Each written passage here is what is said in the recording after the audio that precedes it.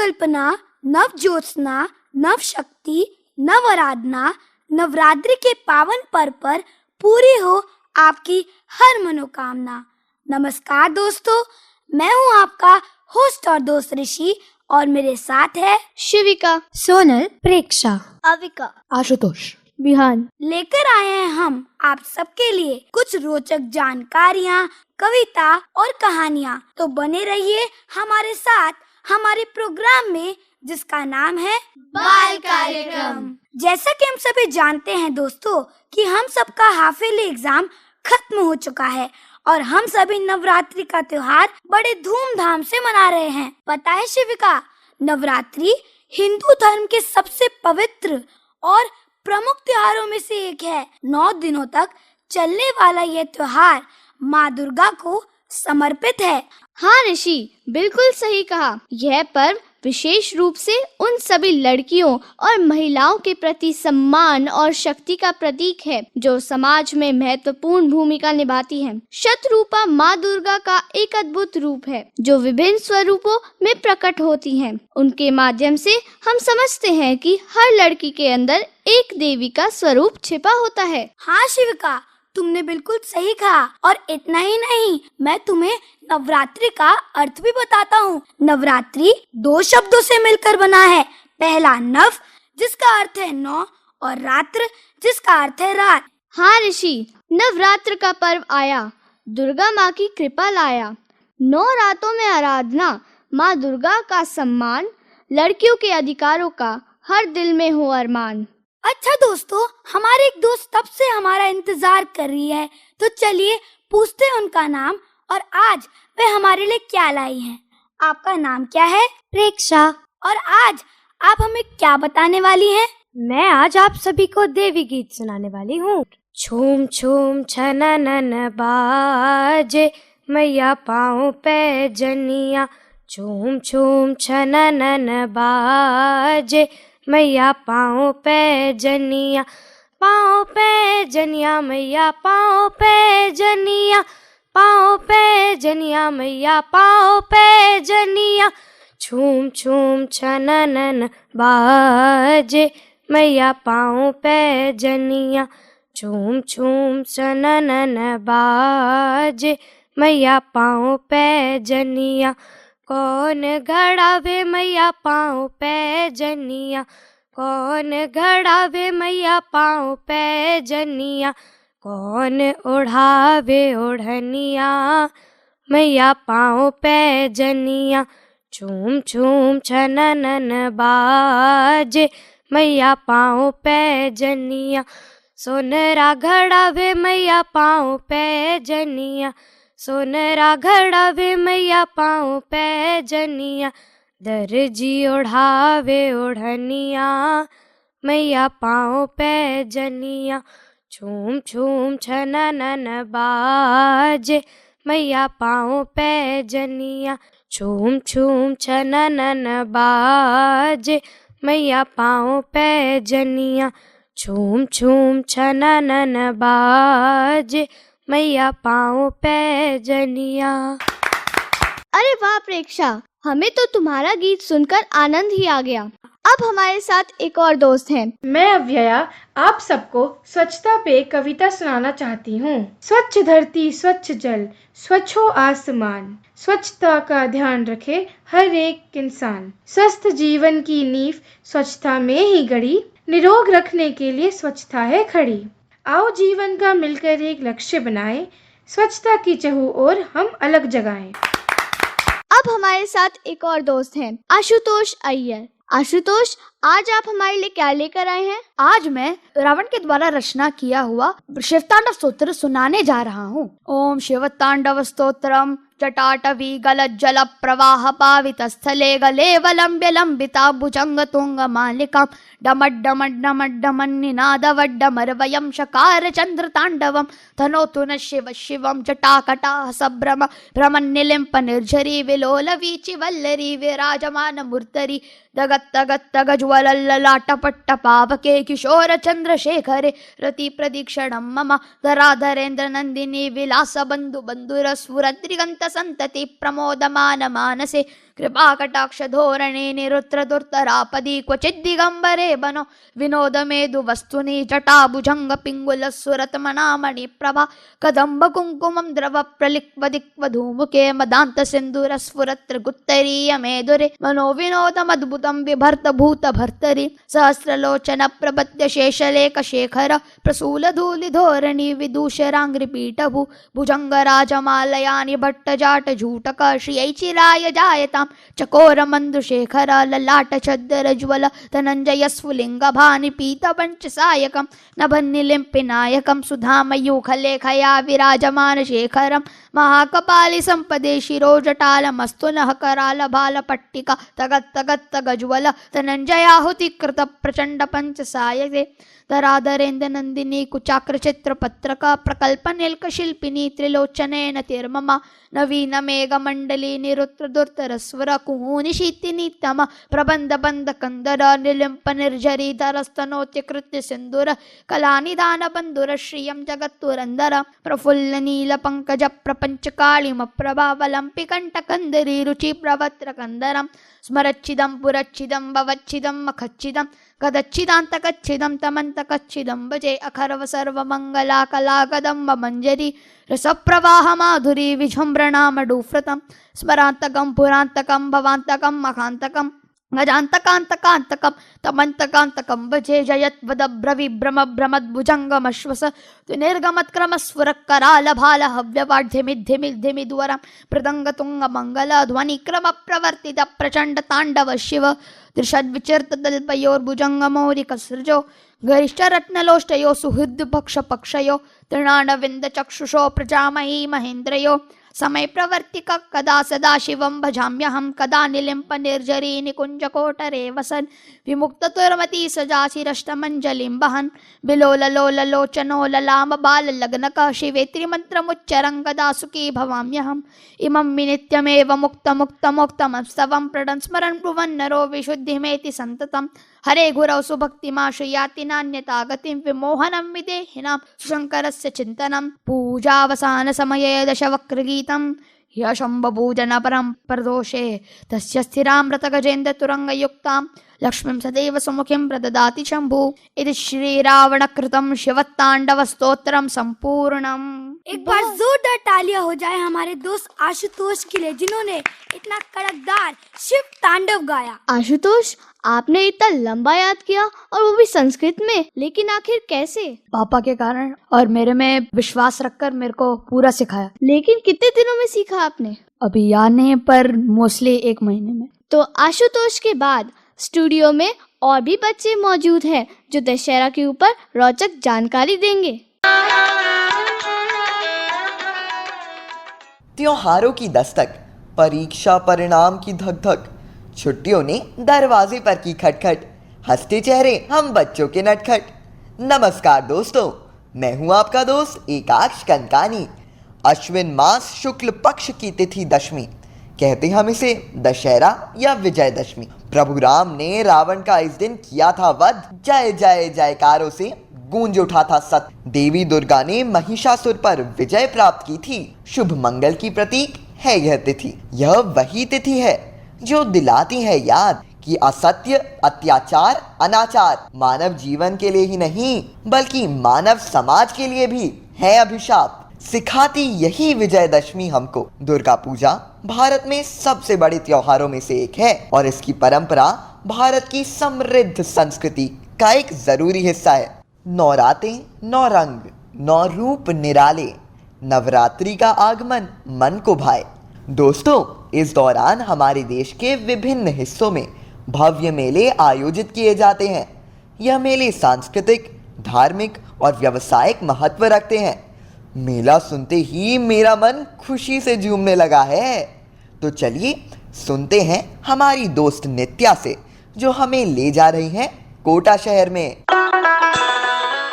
नमस्कार दोस्तों, मेरा नाम नित्या तोषनीवाल और आज मैं आप सबको राजस्थान लेके जाऊंगी, जहां कोटा शहर का दशहरा राष्ट्रीय स्तर पर अपनी पहचान बना चुका है। दशहरा मेले की परंपरा 1723 में शुरू हुई थी। उन दिनों उत्सव 3 दिन तक चलता था। 1940 में महाराज उमेद सिंह द्वितीय ने दशहरा मेले को आज के रूप में विकसित किया। अब ये मेला देश का सबसे लंबा अवधि का दशहरा मेला है। नवरात्रि के पहले दिन से आरंभ और धनतेरस के एक दिन पहले अंत होने वाला ये मेला दीपावली की शुरुआत का प्रतीक है। कोटा ही एकमात्र जगह है जहां रावण को जलाने के बजाय उसका वध किया जाता है। यहाँ जेठी समाज के लोग नवरात्र के दिनों में मिट्टी का रावण बनाकर उस पर 9 दिन तक जवारे उगाते हैं। इस बार रावण नहीं, रावण जी। क्यों? क्योंकि यहाँ रावण के ज्ञान को सम्मान देने की परंपरा है, इसलिए रावण को रावण जी कहकर संबोधित किया जाता है। इस बार रावण जी का 80 फीट का पुतला होगा और तो और उसमें 3D गर्दन घुमाने, तलवार चलाने, पलके हिलाने जैसे गतिविधियां भी होंगी और कुंभकर्ण और मेघनाथ के पुतले 60 फीट के होंगे। इस मेले में केवल भगवान राम और सीता मैया की कहानी ही नहीं है। क्या आपको पता है कि भील समाज के लिए ये मेला जिंदगी के हमसफर को ढूंढने का जरिया भी है। यहाँ हर वर्ष देश विदेश से हजारों लाखों लोग उपस्थित होते हैं। क्या आप साथ चलेंगे? दशहरा से आप सभी को कुछ और भी याद आ रहा है। जी हाँ, मैं बात कर रहा हूँ रामलीला की। अयोध्या से लेकर लंका तक का सफर, रामलीला का हर दृश्य धर्म और कर्म का मार्ग दिखाता। दोस्तों, बीकानेर की मूक रामलीला देखने का मेरा अनुभव बड़ा मजेदार रहा। वहाँ सभी कलाकारों ने चेहरे पूरी तरह से मुखौटों से ढके थे। आइए, हमारे साथ आज स्टूडियो में जुड़ी है हमारी एक छोटी दोस्त नव्या, जो हमें मैसूर की दशहरा मेला के बारे में बताने के लिए। नमस्कार दोस्तों, मेरा नाम नव्या है। मैसूर दशहरा को नदहब्बा या नाडाहब्बा भी कहा जाता है। मैसूर दशहरा देश और विदेश में बेहद प्रसिद्ध उत्सव है। यह कर्नाटक का राज्य उत्सव है। मैसूर में 600 सालों से भी अधिक समय से यह उत्सव धूमधाम से मनाया जा रहा है। मैसूर में दशहरा उत्सव की शुरुआत चामुंडी पहाड़ियों पर विराजने वाली देवी चामुंडेश्वरी के मंदिर में विशेष पूजा अर्चना के साथ होती है। जी हाँ, मैसूर का दशहरा एक अद्भुत नजारा। शाही जुलूस, दीपावली का बहाना, हाथी दौड़, एक रोमांचक खेल, इन सभी के साथ आइए बंगाल का दशहरा मेला भी घूमाते हैं। विशाल पंडाल, संगीत, नृत्य, नाटक और अन्य कला प्रदर्शन, लुची, चुमच भाजी और अन्य व्यंजन कोलकाता में दुर्गा पूजा को खास बनाते हैं। समर्थ ले आए हैं हिमाचल प्रदेश के कुल्लू जिले को हमारे पास। मेरा नाम समर्थ नागपाल है। मैं आपको एक ऐसे दशहरे के बारे में बताऊंगा जहां ना तो रावण के पुतले को जलाया जाता है, ना ही उसकी कहानियां कही जाती है। हिमाचल प्रदेश के कुल्लू में मनाया जाने वाला एक अनोखा त्योहार है। यह त्योहार दशमी के दिन शुरू होकर 7 दिनों तक चलता है। इस त्योहार की खास बात ये है, यहाँ भगवान रघुनाथ जी की भव्य रथ यात्रा निकाली जाती है। कहा जाता है कि राजा जगत सिंह 1660 में दशहरे की परंपरा शुरू की। इसकी लोकप्रियता सिर्फ भारत में ही नहीं फैली हुई, अन्य देशों में भी फैल चुकी है। बहुत रोचक जानकारी दी आपने समर्थ, हमें सुनकर बड़ा मजा आया। इससे मुझे भी आपको कुछ बताना याद आया। दुर्गा पूजा के दौरान भारत में कई अनूठी और दिलचस्प परंपराएं देखने को मिलती हैं। बही खटों, जो दरअसल मिट्टी के छोटे छोटे बर्तन होते हैं, उनकी पूजा और गेहूं की बालों कानों में लगाने की परंपरा है। यह परंपरा लोगों को अपनी संस्कृति से भी जोड़े रखती है। आप सभी को दशहरा का एक खास संदेश देना चाहता हूँ। दशमी, जिसमें 10 समाहित हैं। हमको हमारी 10 बुराइयों का शमन करना है, तभी तो खुद पर विजय प्राप्त होगी। आओ आज मिलकर प्रण लें कि इस शुभ दिन पर धरती माँ को प्रदूषण से बचाना है, सभी जीवों को प्रकृति की रक्षा का पाठ पढ़ाना है। विजयदशमी पर सबके ललाट पर विजय का तिलक लगाना है। तिलक हो प्रेम का, तिलक हो स्नेह का, तिलक हो सम्मान का, तिलक हो सुरक्षा का, तिलक हो सहयोग का, तिलक हो समृद्धि का। ये दिवस पुनः पुनः याद दिलाता है कि माता पिता गुरुजनों के साथ बड़ों का आदर करना ही होगा, नारी को सुरक्षा सम्मान देना होगा, सही गलत को समझना होगा, अन्याय को मिटाना होगा। तभी तो विजयदशमी सही मायने में हम सभी के दिलों में शामिल होगी। ऋषि, सुना आपने कितनी अच्छी जानकारी मिली। हाँ हाँ, मैंने सुना, कितनी सारी रोचक जानकारियाँ मिली। जब डाकघर से होकर कोई पत्र आता था, बातें कम होती थी मगर एहसास ज्यादा था। शिविका, तुम यही सोच रही होगी कि मैंने अचानक ये 2 लाइनें क्यों कह दी, क्योंकि 9 अक्टूबर को विश्व डाक दिवस है। हाँ ऋषि, तुमने सही कहा। लेकिन क्या तुम जानते हो, भारत में 10 अक्टूबर को राष्ट्रीय डाक दिवस भी मनाया जाता है। हाँ, डाक दिवस को मनाने का मकसद लोगों को डाक सेवाओं और डाक विभाग के बारे में जागरूक करना है। पहले जमाने में जब मोबाइल फोन नहीं हुआ करते थे तो लोग डाक का इस्तेमाल करते थे। हाँ ऋषि, मैंने सुना तो है, लेकिन आजकल लोग चिट्ठियाँ तो भेजते ही नहीं, सब मोबाइल और ईमेल पर हो जाता है। तुमने बिल्कुल सही कहा। इसलिए हमें समाज में ये जागरूकता दिलानी होगी कि हम ज्यादा से ज्यादा डाक का इस्तेमाल करें। अच्छा दोस्तों, मेरे पास विश्व डाक दिवस से जुड़े कुछ सवाल हैं। क्या कोई इसका उत्तर दे सकता है? हाँ, पूछो तो सही। अच्छा, मेरा पहला सवाल, पहला विश्व डाक दिवस कब और कहाँ मनाया गया था? नहीं पता, तुम्हें बता दो ऋषि। अरे ये नहीं पता, 1969 ईस्वी में जापान के टोक्यो में। ये तो बहुत अच्छी जानकारी हुई ऋषि। और भी कुछ है ऋषि बोलने के लिए? अरे हाँ, अभी तो बहुत बचा हुआ है। अच्छा, मेरा दूसरा सवाल, दुनिया की सबसे बड़ी डाक सेवा कौन सी है? Indian post. वाह, एकदम सही जवाब। एक बार जोरदार तालियां हो जाए इनके लिए। अच्छा, मेरा तीसरा सवाल, डाक के जनक कौन है? क्या सही जवाब रॉबर्ट क्लाइव होगा? हाँ, बिल्कुल सही। अच्छा, मेरा चौथा और आखिरी सवाल, इस वर्ष 2024 के विश्व डाक दिवस का विषय यानी थीम क्या है? ऋषि, तुम तो बड़े ही मुश्किल क्वेश्चन लेके आए हो। पर जवाब तो देना ही पड़ेगा ना, अगर नहीं पता तो बोल दो। नहीं पता ऋषि। चलो, मुझे ही बताना पड़ेगा। इसका थीम यह है, विभिन्न देशों में संचार को सक्षम बनाना और लोगों को सशक्त बनाना। अरे हाँ, मैं तो ये बताना भूल ही गई कि दिल्ली में एक बहुत बड़ा नेशनल फिलाटेलिक म्यूजियम है। वहाँ 1894 में छपे भारत के पहले डाक टिकट से लेकर तमाम अनोखे टिकट मिलते हैं और वहाँ सिर्फ भारत ही नहीं, दुनिया भर के टिकटों का भी संग्रह है। वाह शिविका, तुमने कितनी अच्छी जानकारी दी। अभी हमारे साथ पार्थ भैया भी है जो हमें और इंटरेस्टिंग फैक्ट्स बताएंगे। मेरे नन्हे दोस्तों, 9 अक्टूबर को विश्व डाक दिवस मनाया जाता है और 10 अक्टूबर को हम मनाते हैं राष्ट्रीय डाक दिवस। बच्चों, डाक सेवा वो सेवा है जिसने चिट्ठी पत्री के माध्यम से पूरी दुनिया को जोड़ दिया है। आपको मालूम है यह चिट्ठियां इधर से उधर कौन पहुंचाता था?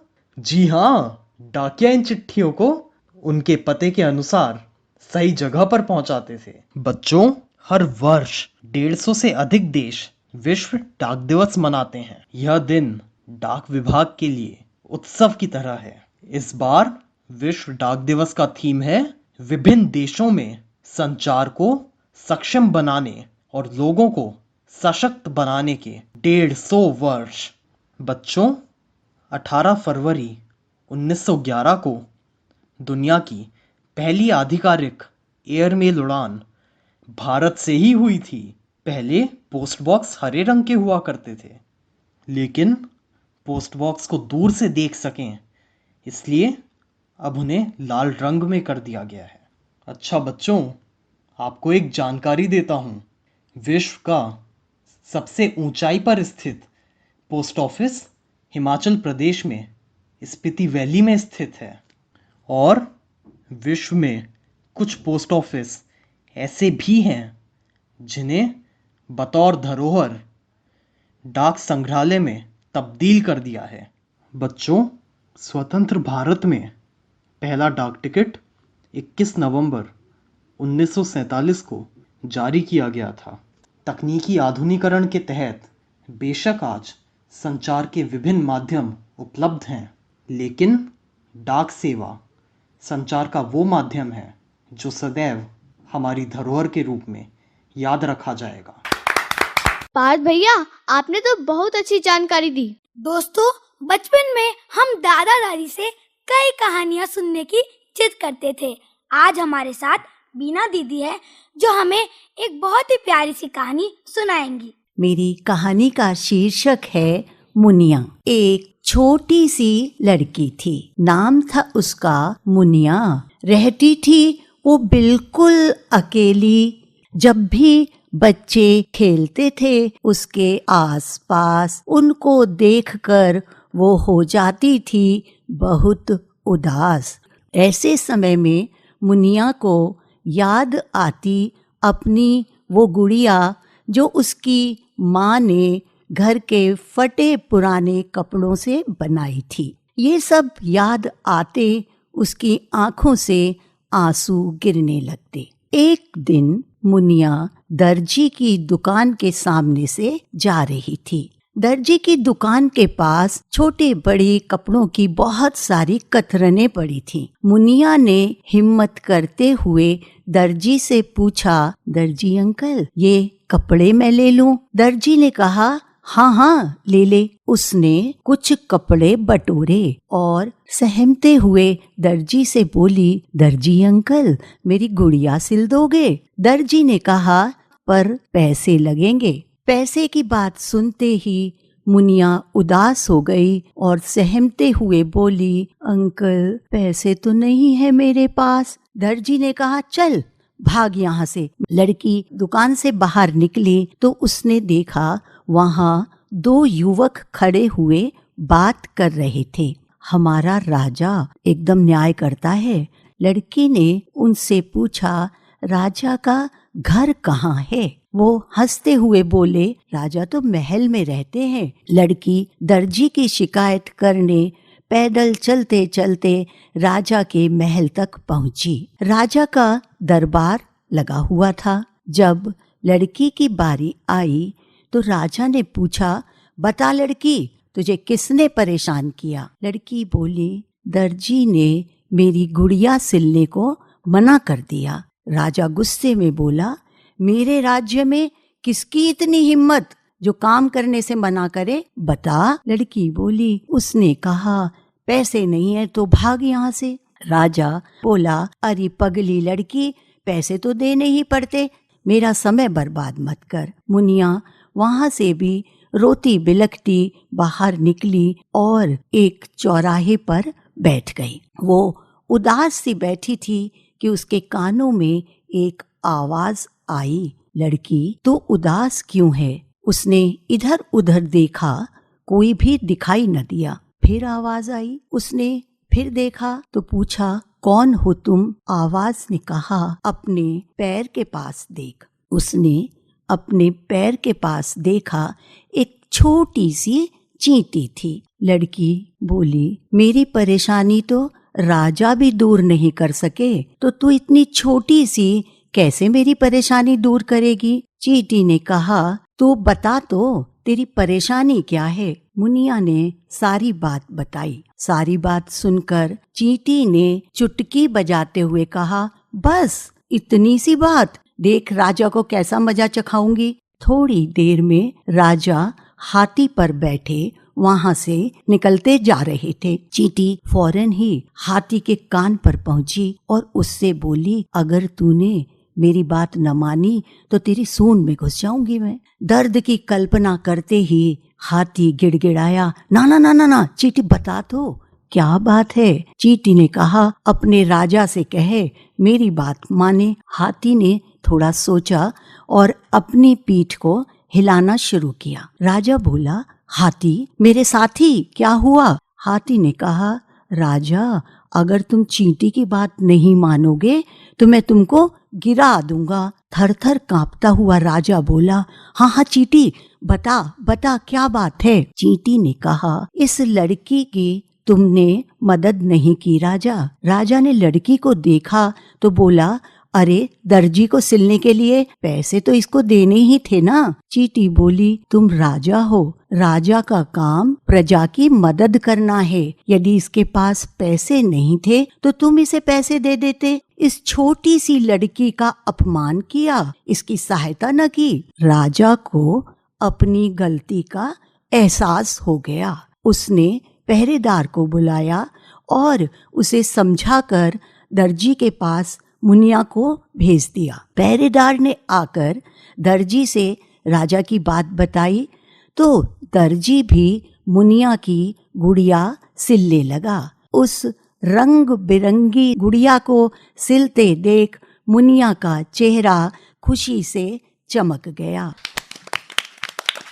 अरे दोस्तों, क्या तुम्हें पता है कि वायुसेना दिवस कब से मनाया जाता है और क्यों? भारतीय वायुसेना की आधिकारिक तौर पर स्थापना 8 अक्टूबर 1932 को हुई थी।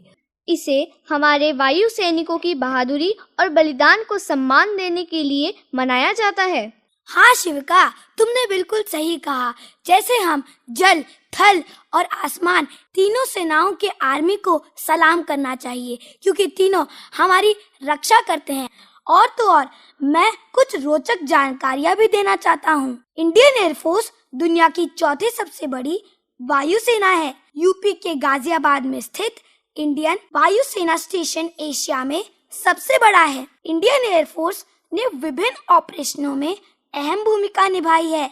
पूमलाई, विजय मेघदूत, भारतीय वायुसेना यूनाइटेड नेशन के साथ शांति मिशन में भी काम करती है। बिल्कुल, और इस दिन हम उन सभी वीर जवानों को भी याद करते हैं जिन्होंने हमारी सुरक्षा के लिए अपने प्राणों की आहुति दी है। भारतीय वायुसेना, नीले आकाश का रक्षक दल, हवा में उड़ते वीर जवान पल पल, दुश्मन कांपे इनके नाम से, भारत की रक्षा हर युद्ध मैदान से। वीरता की गाथा है ये सेना, देश के प्रति अटूट है इनका नाता। वायुसेना का परचम लहराए, हर भारतीय गर्व से सिर उठाए, हर भारतीय गर्व से सिर उठाए। दोस्तों, क्या आप जानते हैं कि 4 से 10 अक्टूबर के बीच अंतरिक्ष सप्ताह मनाया जाता है? हाँ, विश्व अंतरिक्ष सप्ताह दुनिया का सबसे बड़ा वार्षिक अंतरिक्ष कार्यक्रम है। अंतरिक्ष गतिविधियों के बारे में जनता को शिक्षित करता है और अंतरिक्ष शिक्षा में अंतर्राष्ट्रीय सहयोग को बढ़ावा देता है। अच्छा, तुम में से किसी को पता है कि इस बार का अंतरिक्ष सप्ताह का विषय क्या है? नहीं पता ऋषि, तुम्हें बता दो। इस बार का विषय है अंतरिक्ष और जलवायु परिवर्तन। वैसे दोस्तों, हम अंतरिक्ष की सैर तो घर बैठे भी कर सकते हैं। हाँ प्रेक्षा, ये डिजिटल मीडिया के कारण ही तो है। हाँ। अरे हाँ, अभी 10 अक्टूबर को विश्व दृष्टि दिवस आने वाला है। आजकल कंप्यूटर और अन्य डिजिटल उपकरणों का इस्तेमाल हमारे जीवन का अहम हिस्सा बन चुका है, लेकिन क्या तुम जानते हो कि इसका अधिक प्रयोग हमारे आँखों पर नकारात्मक प्रभाव डाल सकता है? हाँ, मुझे यह बात पता है। एक जानकारी मैं भी साझा करती हूँ। दृष्टिहीनता का आंकड़ा विश्व स्वास्थ्य संगठन WHO के अनुसार लगभग 2.7 अरब लोग ऐसे हैं जो आंखों की समस्याओं का सामना कर रहे हैं। इसमें से लगभग 80% समस्याएं उपचार योग्य है। अब वक्त हो चला है आपसे विदा लेने का, लेकिन ये याद रखना कि हर दिन एक नया मौका है कुछ नया करने का। अपने सपनों की उड़ान को मत रोकना, क्योंकि आकाश अनंत है। आपका दिन अच्छा गुजरे, मुस्कुराते रहिए और हमेशा आगे बढ़ते रहिए। अगले शो में फिर मिलेंगे नई कहानियाँ और नई प्रेरणाओं के साथ। तब तक के लिए लेते हैं विदा। जय हिंद।